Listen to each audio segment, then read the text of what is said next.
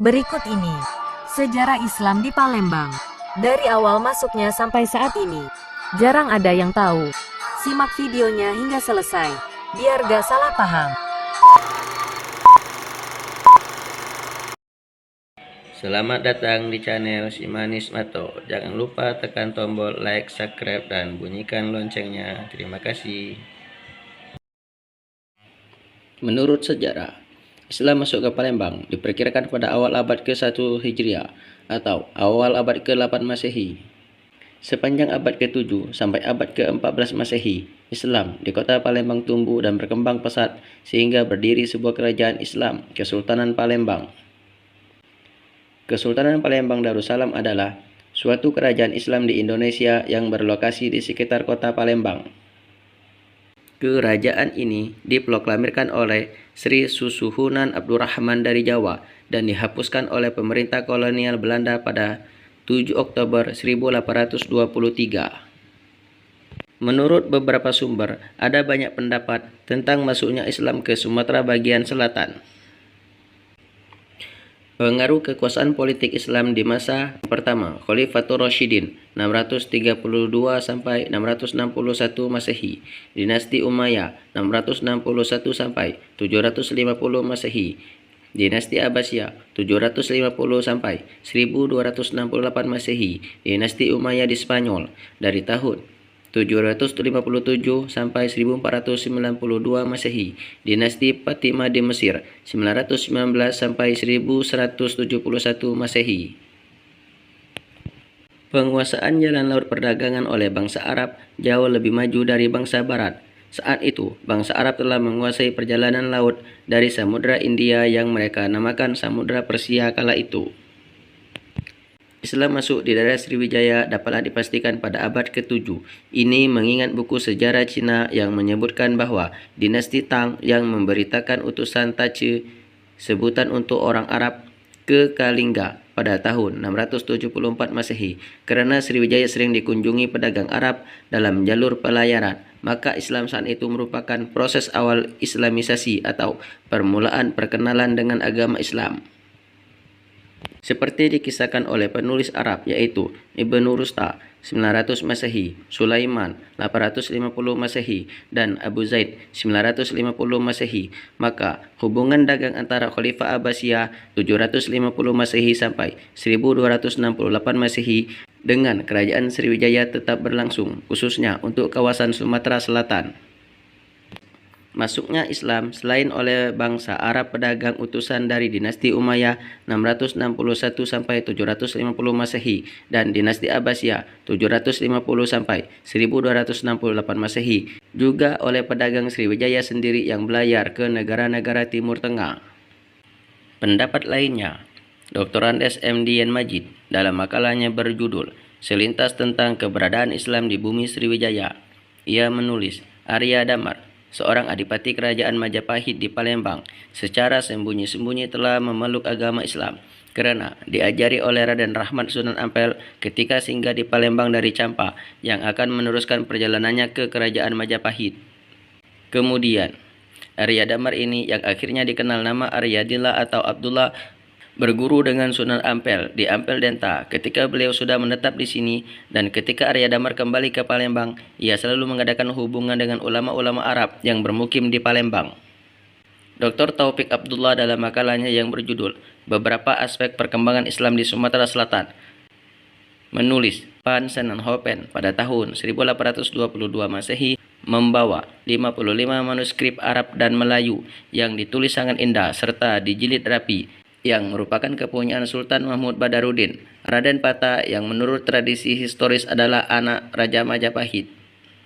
Prabu Brawijaya dengan putri Cina dilahirkan dan berguru di Palembang. Maka setidaknya sejak akhir abad ke-16 Palembang merupakan salah satu enklave Islam terpenting atau bahkan pusat Islam di bagian selatan Pulau Emas ini. Hal ini bukan saja kerana reputasi sebagai pusat perdagangan yang banyak dikunjungi oleh pedagang Arab Islam pada abad-abad kejayaan kerajaan Sriwijaya, tetapi juga dibantu oleh kebesaran Malaka yang tidak pernah melepaskan keterikatannya dengan Palembang sebagai tanah asal.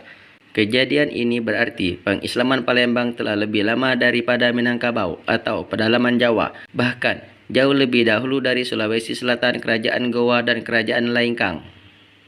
Diceritakan dalam buku sejarah Sulu Mindanao bahwa seorang syarif yang bernama Syarif Abu Bakar yang berasal dari Palembang telah menyebarkan Islam ke Sulu Mindanao, yang kemudian kawin dengan putri setempat bernama Paramisuri.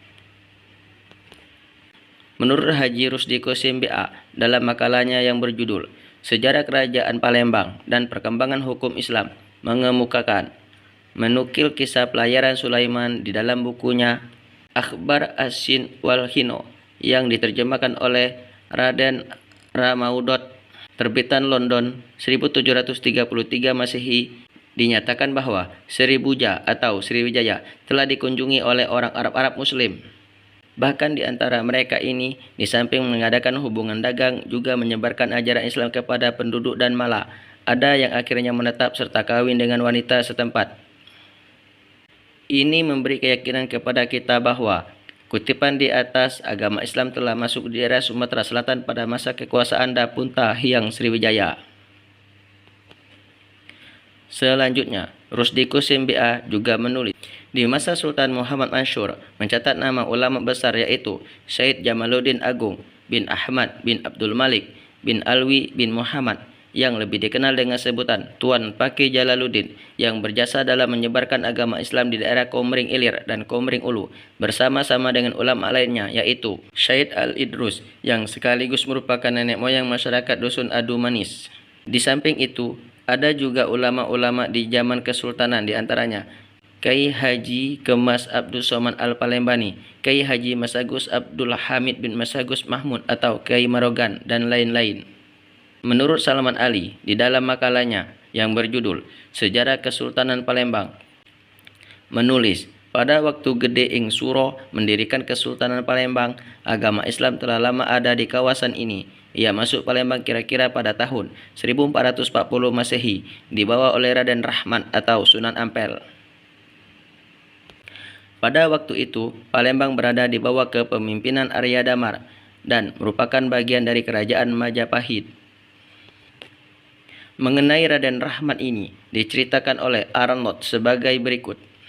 Salah seorang putri Raja Champa, sebuah negara kecil di Kamboja, di timur Teluk Siam, kawin dengan seorang Arab yang datang ke Champa untuk tugas dakwah Islam. Dari perkawinan ini lahir Raden Rahmat yang diasuh dan dididik oleh ayahnya menjadi seorang Islam sejati. Ki Gede Ing Suro ini, menurut Faili, adalah keturunan Penembahan Palembang dan istrinya asal dari keluarga Sunan Ampel. Ia adalah dari garis keturunan Penembahan Perwata, Pangeran Kediri, dan Pangeran Surabaya. Sementara dari sumber-sumber Palembang diperoleh keterangan bahwa ia adalah putra Sideng Laut, salah seorang turunan Pangeran Surabaya.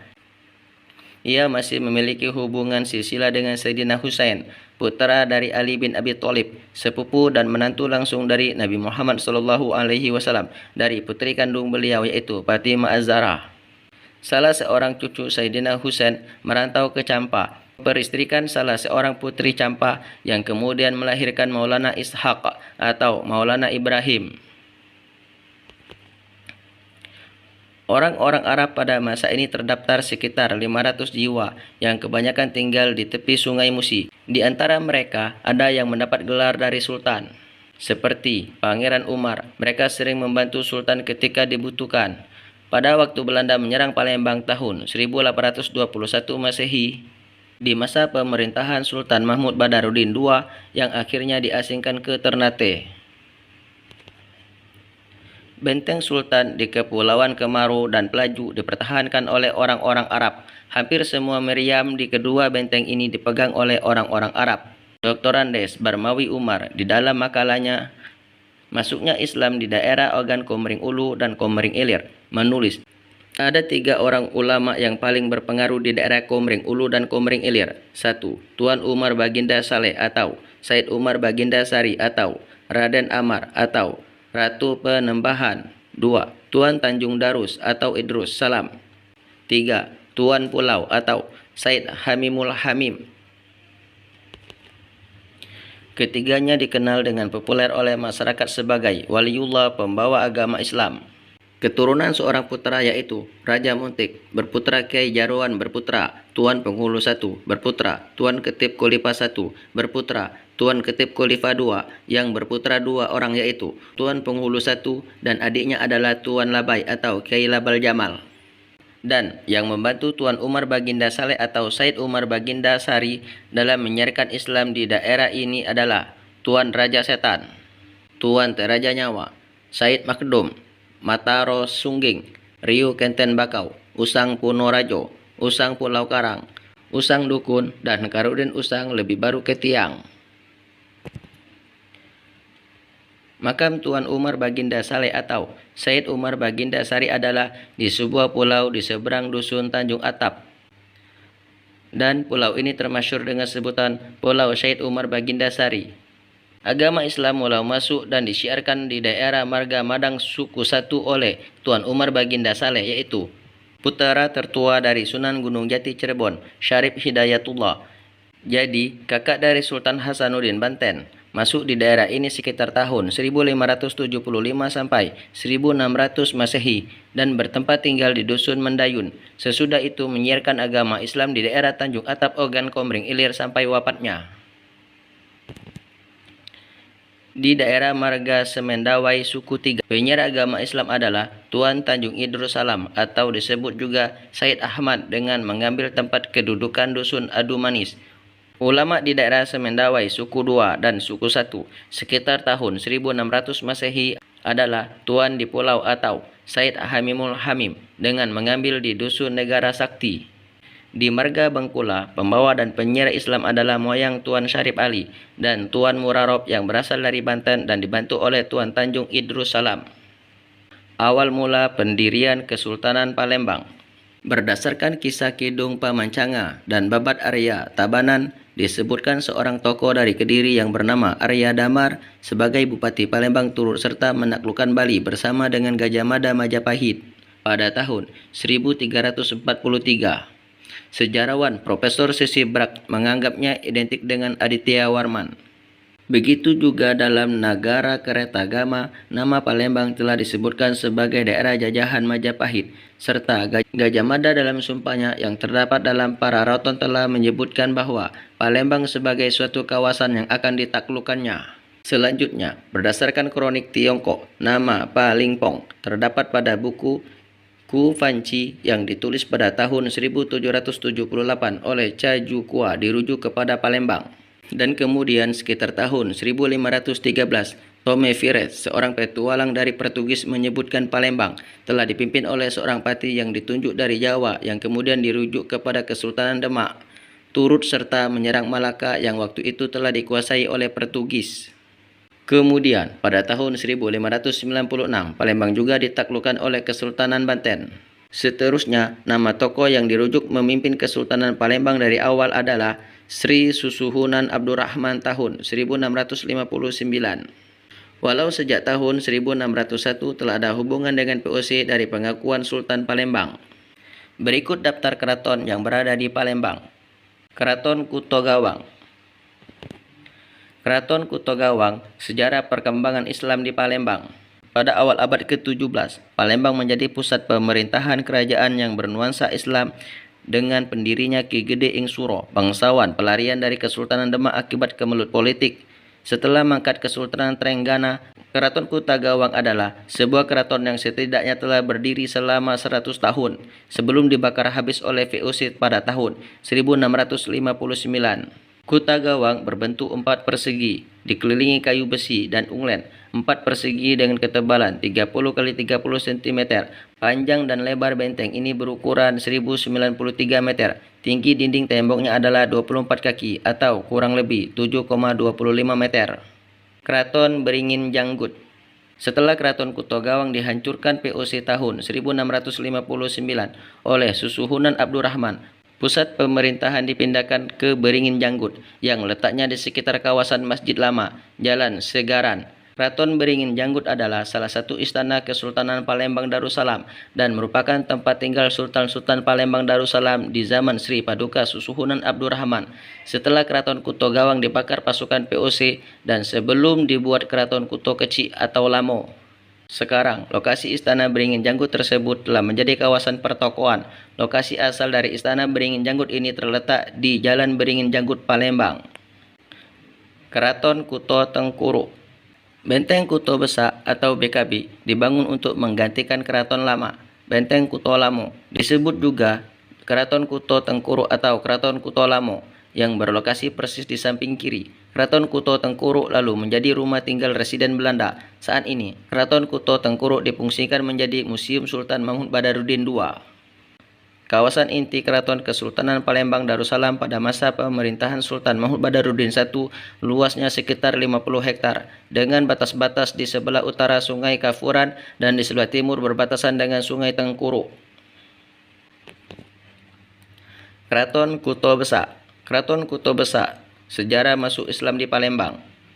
Kuto Besak adalah bangunan keraton yang pada abad ke-18 menjadi pusat Kesultanan Palembang. Gagasan mendirikan benteng Kuto Besak diprakarsai oleh Sultan Mahmud Badarudin I yang memerintah pada tahun 1724 sampai 1758.